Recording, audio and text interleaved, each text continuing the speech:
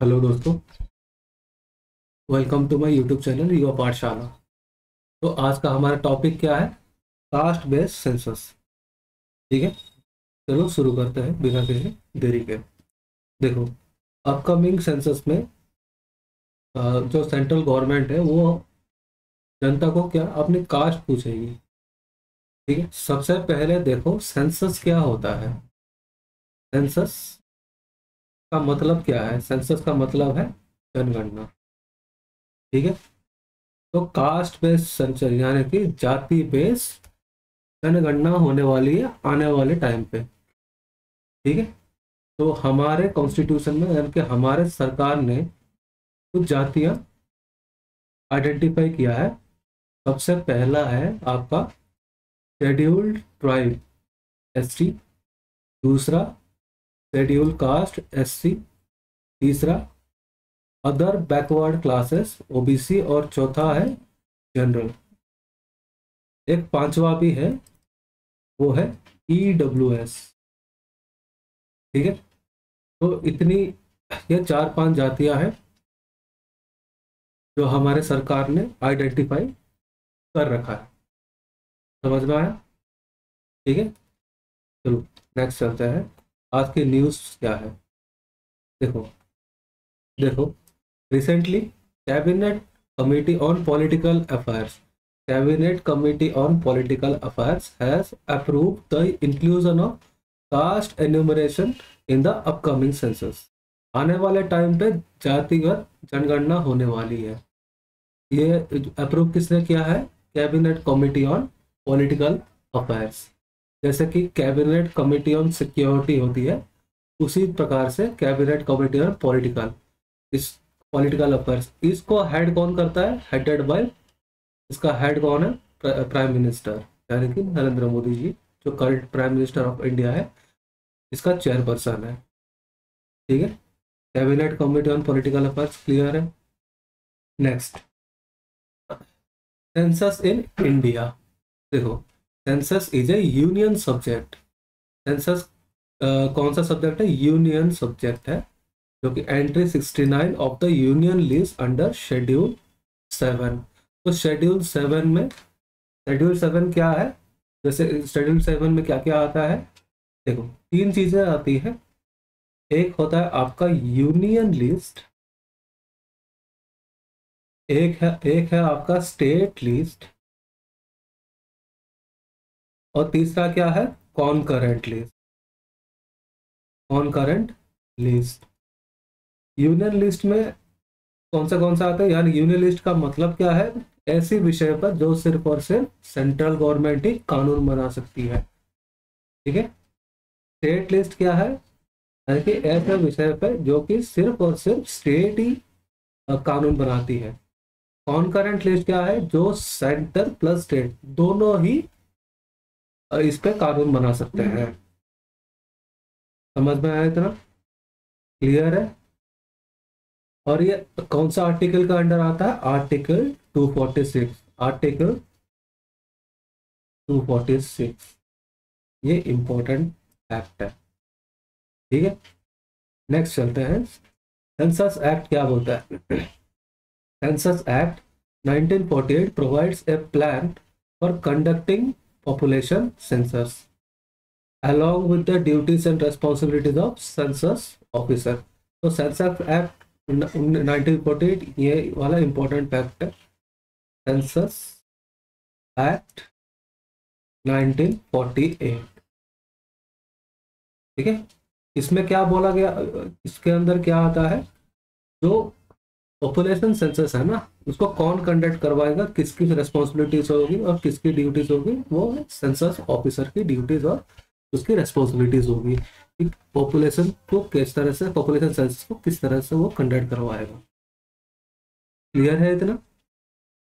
Next चलते हैं, थोड़ा सा हिस्ट्री के बारे में जानते हैं, इतिहास के बारे में। तो पहला सेंसस कब हुआ था? 1872 में। किसके अंडर? लॉर्ड मायो। वाइस, उस टाइम के वाइस रॉय थे लॉर्ड मायो 1872। तो पहला यहाँ से इंपॉर्टेंट फैक्ट क्या है? जो पहला सेंसस यानी कि फर्स्ट सेंसस कब हुआ था? 1872 में हुआ था। ठीक है।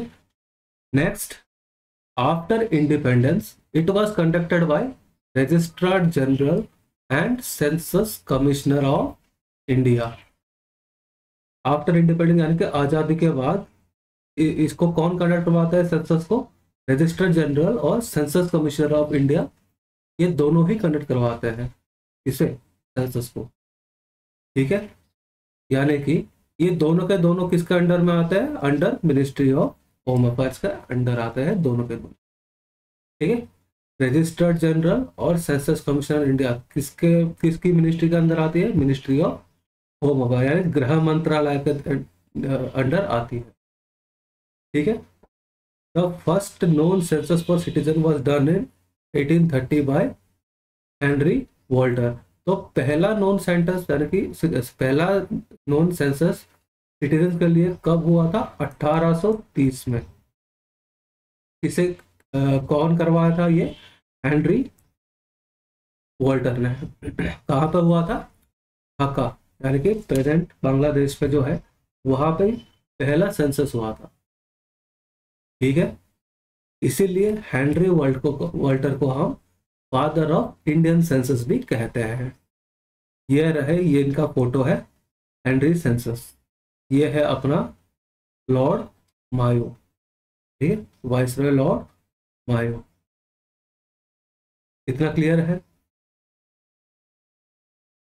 थोड़ा सा कास्ट इनमरेशन की इतिहास को समझते हैं। 1881 से 1931 जब ब्रिटिश शासन कर रहे थे, तब क्या British colonial administration conducted comprehensive caste enumeration for administrative purposes. इस तरह से मैनेज चलेगा, क्या चलेगा? तो पहला कास्ट इनमरेशन जो है 1881 से 1931 के बीच में हुआ था, पहला कास्ट इनमरेशन भारत में। उसके बाद कब हुआ? 1951 में। ठीक है। 1951 में क्या क्या हुआ था? Discontinued general caste enumeration counting only SC ST to promote national unity. ठीक है। 1951 से क्या हुआ? सिर्फ SC कितने हैं और ST कितने हैं देश में, सिर्फ उसी को ही कैलकुलेट किया गया। ठीक है। ठीक है। 1961 में क्या हुआ? Central government authorise states to conduct their own surveys for identifying OBCs। ठीक है। तो क्या हुआ 1961 में? सेंटर ने 1961 में क्या हुआ? सेंटर ने एडवाइस दिया किसी को? स्टेट को एडवाइस दिया कि आपके स्टेट पे कितने OBCs हैं, वो हमें सर्वे करके बताइए। इतना क्लियर है? नेक्स्ट चलते हैं 2011। 2011 में क्या हुआ? सोशियो इकोनॉमिक कास्ट सेंटर, यानी कि किसके कितना इकोनॉमिक कितना कितना इनकम है, क्या है, किस तरह से है, सारा लोग कितना कमाते हैं। ठीक है। Socio economic caste census conducted to obtain data about socio economic status of various communities, यानी कि देश में कितने कम्युनिटीज के पास कितने पैसे है, वो इकोनॉमिकली कितने ज्यादा, मतलब कितना उनका कमाई है, क्या है, किस तरह से है, कितना कमाते हैं, ठीक से रह पाते कि नहीं, घर है या नहीं है। इसके बेसिस पे यहाँ पे सोशियो इकोनॉमिक एक सेंसस का सेंसस करवाया गया। ठीक है। और इसका आउटकम क्या है जो हमको दिखने लगा? EWS यानी कि इकोनॉमिकल बैकवर्ड क्लासेस। ठीक है। इकोनॉमिकली बैकवर्ड जो है, ये इसमें आया था EWS।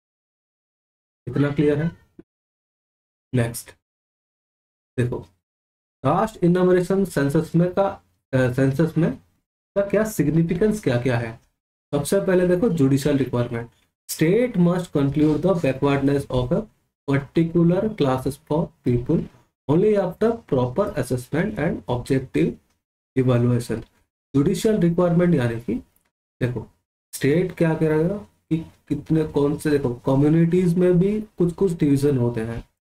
जैसे कि सपोज पर्सन A है ST, पर्सन 2 है वो भी ST है, लेकिन इसकी जो इकोनॉमिकल स्टेटस है या फिर इसका जो इसको जो लाभ सरकार की तरफ से कुछ ज़्यादा ही लाभ मिल रहा है, ये अवेयर है, लेकिन ये जो दूसरा व्यक्ति जो एसटी का है ना, ये अवेयर नहीं है, तो पता ही नहीं है कि कौन से स्कीम चल रहे हैं सरकार के। तो ये बंदा तो बढ़िया से अपना वो ले रहा है, मजे ले रहा है सरकार का पॉलिसीज का, पर इसको कुछ नहीं मिल रहा है, बल्कि जबकि ये दोनों के दोनों ही एसटी में ही आते हैं।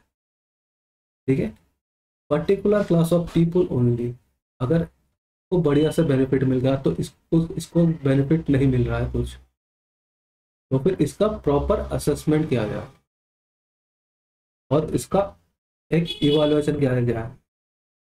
ये है judicial requirement. Next, social justice. Caste census, along with the other data, might helpful for drawing a fresh list of socially and educationally backward classes. आज भी भारत में कई सारे देश, कई सारे जगह है जहाँ पे जो एजुकेशनल जो स्टूडेंट्स को एजुकेशन या उनके परिवार को जो एजुकेशन नहीं मिल पाया, जो बच्चों को एजुकेशन नहीं मिल पाया है, आज भी हमारे देश में ऐसे कई सारी जगह है। तो वहां तक कैसे उनको एजुकेशन पहुंचाया जाए, उनको आइडेंटिफाई क्या किया जाए, उनको सीट दिया जाए मेडिकल कॉलेज में या इंजीनियरिंग कॉलेज में। ठीक है, तो सोशल जस्टिस के लिए भी ये कास्ट इनॉग्रेशन सेंसस जरूरी है। नेक्स्ट है policy making. Caste census data will help in formulation of more informed and evidence based policy making to cater the needs and demands of the unprivileged and downtrodden। Policy making में क्या क्या क्या help मिलेगा। Suppose ये कोई person ए है जो ST से बिलोंग करता है, और जो पर्सन बी है वो भी एसटी से बिलोंग करता है। इसकी एजुकेशन जो है, इसकी बहुत बढ़िया एजुकेशन है, इसको सारे कुछ लाभ मिल रहे हैं। इसकी जो एजुकेशन है उसकी उतनी पता ही नहीं है कि क्या क्या चल रहा है, क्या चल रहा है, किस तरह से चल रहा है। तो ऐसे लोगों को आइडेंटिफाई करने में और इनके लिए जो पॉलिसीज है उनको बनाने में, क्योंकि ये कास्ट इनॉमिनेशन जो सेंसस होगा ये भी उनको फायदा पहुंचाएगा, जिसको नहीं मिल पाया आज तक। इतना क्लियर है, सिग्निफिकेंस क्लियर है। ठीक है, सब कुछ क्लियर है। तो कास्ट इनॉमिनेशन, इस वीडियो में हम लोग क्या क्या सीखा सबको। पहला है कास्ट इनॉमिनेशन क्यों जरूरी है, कास्ट एलिमिनेशन क्यों जरूरी है। ठीक है, दूसरा की बात हमने क्या सीखा कि इसकी सिग्निफिकेंस क्या है, सिग्निफिकेंस क्या है। तीसरा हमने क्या सीखा, थोड़ा इतिहास के बारे में जाना कि पहली बार कास्ट बेस्ड सेंसस कब हुआ था। ठीक है, तो इस वीडियो के लिए इतना ही। हमारे चैनल को सब्सक्राइब कर दीजिए, युवा पाठशाला। थैंक यू एंड जय हिंद।